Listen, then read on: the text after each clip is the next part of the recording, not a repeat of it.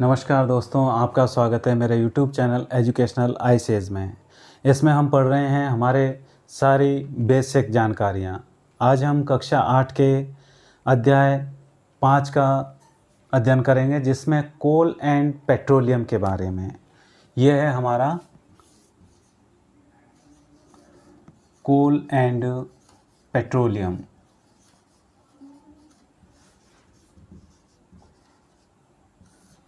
आज हमारा मुख्य बिंदु रहेगा कोल का। कोल के बारे में हम जानकारी करेंगे। उससे पहले हम थोड़ी सी एक बात को समझते हैं कि हम जो पदार्थ उपयोग में लाते हैं, इनमें से कुछ प्रकृति में पाए जाते हैं और कुछ मानवीय प्रयासों से उनका निर्माण किया जाता है। जैसे हमारे प्रकृति में वायु, जल, मृदा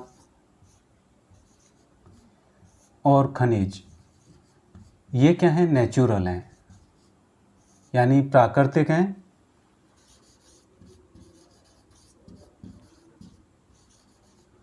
जो हमें नेचर से मिलते हैं वो नेचुरल। और इसमें हम देखते हैं कि इन प्राकृतिक संसाधनों के बारे में हम थोड़ी सी बात करेंगे। बाकी जो मैन मेड हैं वो भी हम बाद में पढ़ेंगे।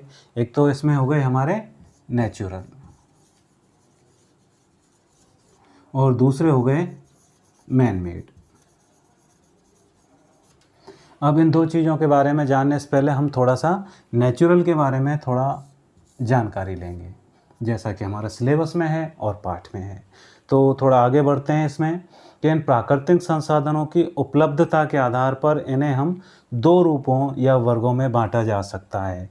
तो उपलब्धता के आधार पर इनकी जो उपलब्धता होती है उसके आधार पर इनको दो वर्गों में हम बांट सकते हैं।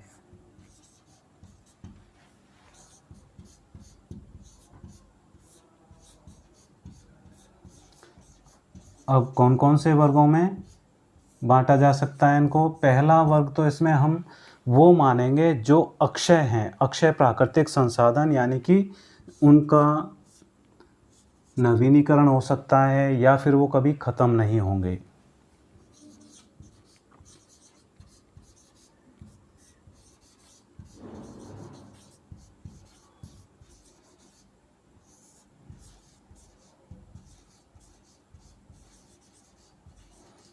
ये तो हैं अक्षय प्राकृतिक संसाधन जो कभी ख़त्म नहीं हो सकते हैं, जिनमें हम कह सकते हैं सूर्य का प्रकाश या सनलाइट,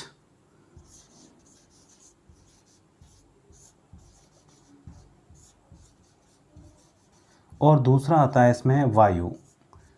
अब इसको हम आगे के स्तर पे देखें तो सूर्य के प्रकाश से हम जो सोलर पैनल द्वारा इलेक्ट्रिसिटी प्रोड्यूस करते हैं, बनाते हैं, और वायु के द्वारा हम पवन चक्कियों को चला करके इलेक्ट्रिसिटी प्रोड्यूस करते हैं, कुछ और भी कामों को इसके द्वारा करते हैं। दूसरा होता है समाप्त होने वाले। ये तो हो गए अक्षय जो प्रकृति में बने रहेंगे, और दूसरा है समाप्त होने वाले।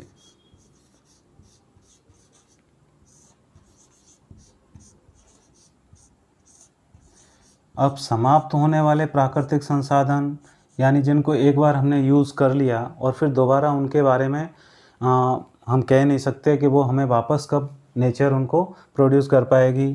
जैसे वन हैं, जंगलों को हम काटते जा रहे हैं, वन्य जीव हैं, कुछ लोग शिकार करते हैं। इसके अलावा नेचर से प्राप्त होते हैं, खदानों से हैं जो खनिज हैं, कोयला, पेट्रोलियम।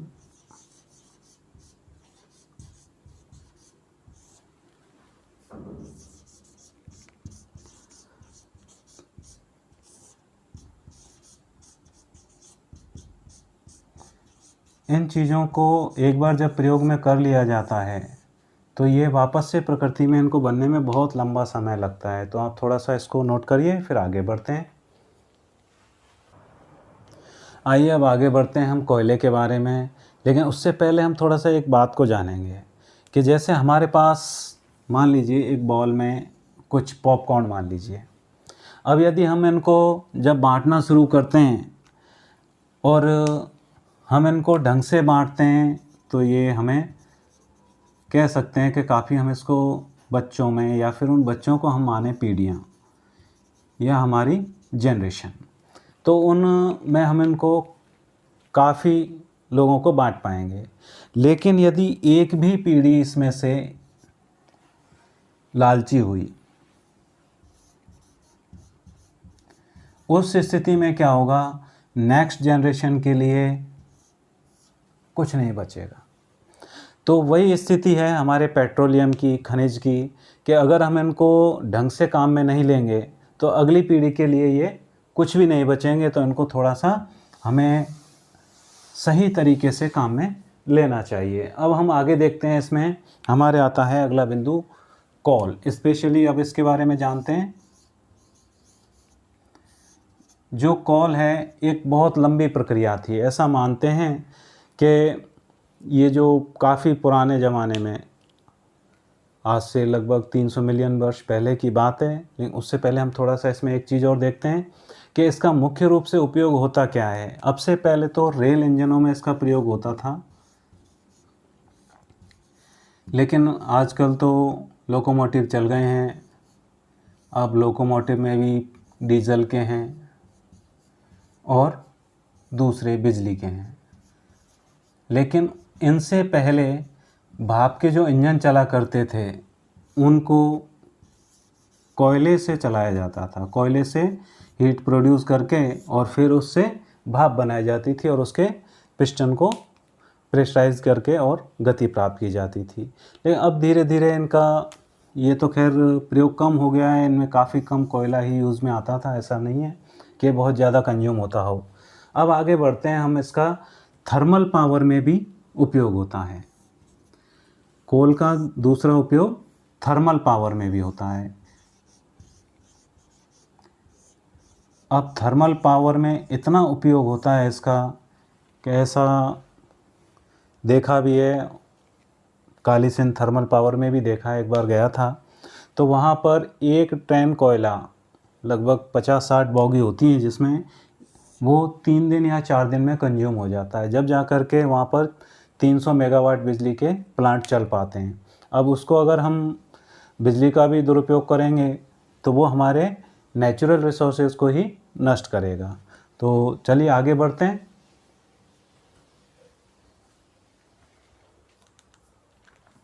तो आइए हम थोड़ा कोल की कहानी को जान लेते हैं। लगभग 300 मिलियन साल पहले, ऐसा माना जाता है कि 300 मिलियन साल पहले कुछ ऐसी प्राकृतिक घटनाएं हुई थी, कह सकते हैं बहुत बड़ा भूकंप या फिर कोई ऐसी भूगर्भिक हलचल, जिससे जो प्राकृतिक रूप से जो पेड़ पौधे थे, और पेड़ पौधे भी विशेष तौर पर कहाँ, निचले जलीय क्षेत्रों में। कहाँ के? निचले जलीय क्षेत्रों में।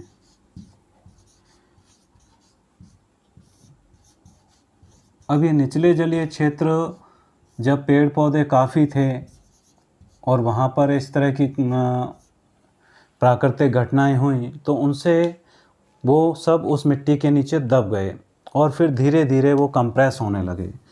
उन पे वजन बढ़ने लगा और रेत मिट्टी जमने लगी। तो उसके वजह से उनमें क्या हो गया, बहुत ज़्यादा दाब उत्पन्न हो गया। दाब के साथ में जब वजन बढ़ता है या दाब बहुत ज़्यादा बढ़ता है तो तापमान में भी वृद्धि होती है, तो उच्च ताप भी हो गया। अब इस स्थिति में क्या होता है, इन सारे चीज़ों में मुख्य रूप से एक था कार्बन। आज भी हम देखते हैं कि अधिकांश चीज़ों में कार्बन होता है।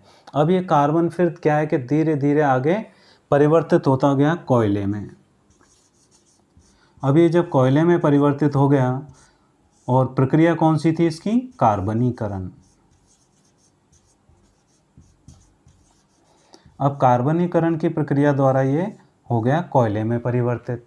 अब कोयले में जब ये परिवर्तित हो गया तो आज हम इसको खानों से निकालते हैं, दोहन कर रहे हैं इसका। इसके अलावा ये बना है इन चीज़ों से, इस वजह से इसे जीवाश्म ईंधन भी कहा जाता है। ये जीवों के अंशों से बना है, इसलिए इसे जीवाश्म ईंधन भी कहते हैं। अब इसमें हम इसके देखेंगे मुख्य भाग कौन कौन से होते हैं। सबसे पहले तो होता है इसमें भाई ज़मीन में से कुछ निकलेगी तो एक ही चीज़ तो निकलेगी नहीं, उसमें बहुत सारी चीज़ें होंगी। तो उसमें सबसे पहला भाग होता है कोक। अब ये कोक या कोयला है जो कठोर होता है, सरंध्र और काला पदार्थ है, कार्बन का शुद्ध रूप है। इसका उपयोग इस्पात के निर्माण में भी करते हैं और कई धातुओं के निष्कर्षण में किया जाता है। आप जब आगे की क्लासों में पढ़ेंगे तो आईटीआई में आपको वो वर्ड आएंगे दो, हाई स्पीड स्टील और हाई कार्बन स्टील। वहाँ पर आपको इसका प्रयोग भी देखने को मिलेगा कि भाई कोक का लोहे के या इस्पात के निर्माण में क्या काम है। फिर हम देखते हैं इसका दूसरा होता है कोलतार।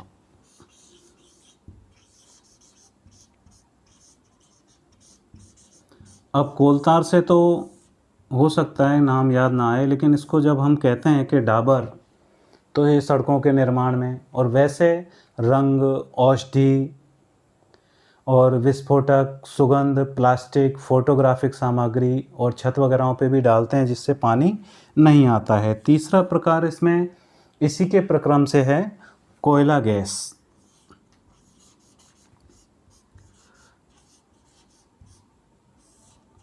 अब ये कोयला गैस क्या है, जब कोक बनाया जाता है, इसको कोई निष्कर्षण की प्रक्रिया होती है तो उसमें क्या होता है, इसमें से हमें कोयला गैस प्राप्त होती है। कोक को जब गर्म करके और इसको कोयला गैस को प्राप्त किया जाता है और उसको सड़क निर्माण वगैरह में, इनमें सब में ये काम आते रहते हैं। कोयला गैस मुख्य रूप से हमारे काम आती है कुछ बड़ी बड़ी भट्टियों में।